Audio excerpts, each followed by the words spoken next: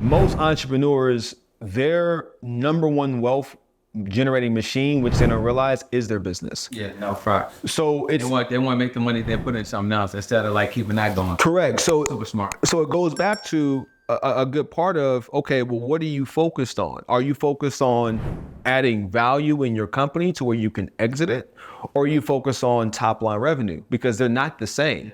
You know, so if I'm focusing on truly adding value in my company, then I've got to identify, well, where am I at in business? Am I at the place of, I'm just trying to make my first 6 figures? That means you got to hustle, you got to grind, you got to do it up. Am I at that $250,000 to $1 million range where I need to be thinking about systems and people, more so systems. And I would say if you're at that $250,000 to $1 million, you really want to focus on marketing,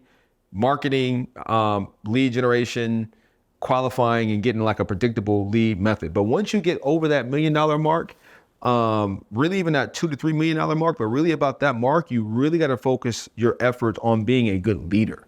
Yeah. All right. And then that's what I'm working on right now. Yeah, you got to be mad drama with Maxwell's. And I just know that for me. Right. I just know that for me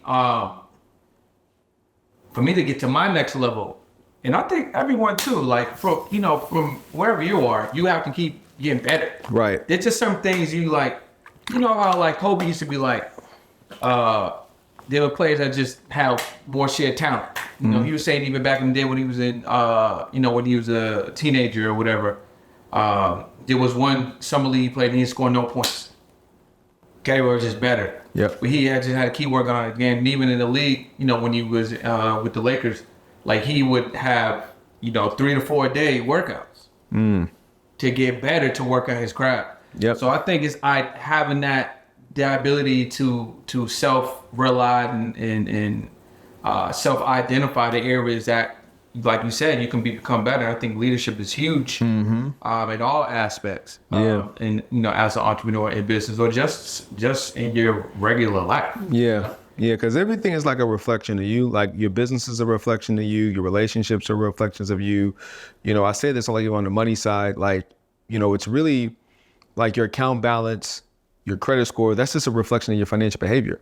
So your place in business is a reflection of like your lack thereof or your understanding of leadership. And sometimes we go through these ebbs and flows where we have to unlearn certain principles and relearn other ones and be okay and give ourselves grace. Because sometimes as an entrepreneur, you're your toughest critic, like do. And sometimes it's totally cool to slow down, right? Sometimes you need to slow down. Sometimes you got to blow up your business.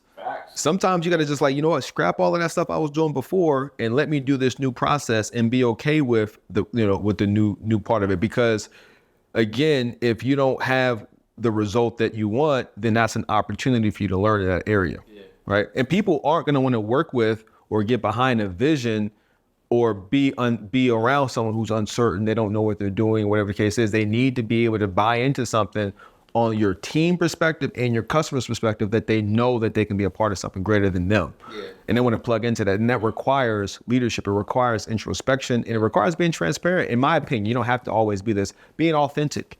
Because if you're authentic about you, yourself, and transparent to a degree, I think you should be transparent about stuff. It makes it a lot easier about, okay, this is where we're going. This is where we are now. This is how I see you being a part of this. Yeah.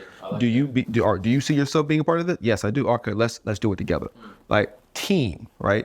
Is so important, man, because I know I'm kind of like on a little tangent here. If you look at Jordan, and if you guys haven't seen The Last Dance as an entrepreneur, I highly recommend watching. It's good, man, because what that showed me as an entrepreneur is Jordan got his ass kicked from like, I want to say 84 to like 90. By the Pistons. He got his ass handed to him. Yeah. But he was the only person. He didn't have the team and he didn't have a coach. So here's the two gems here. One, find a mentor or a coach or someone who's been there, done that. Believe it or not, Phil Jackson did win championships, right? And was able to coach him. But then 2, surround yourself with the right players in your team. Yeah.